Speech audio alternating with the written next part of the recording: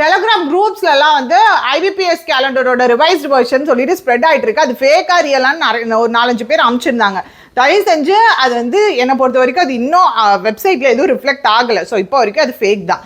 சரி, அதனால அது வரி பண்ணாதீங்க. முக்கியமாக வந்து இந்த RRBயோட ஆஃபீஸ் அசிஸ்டன்ஸோட எக்ஸாம்ஸ் பார்த்தீங்க அப்படின்னா 1/1 கொடுத்துருக்காங்க. Jan 1.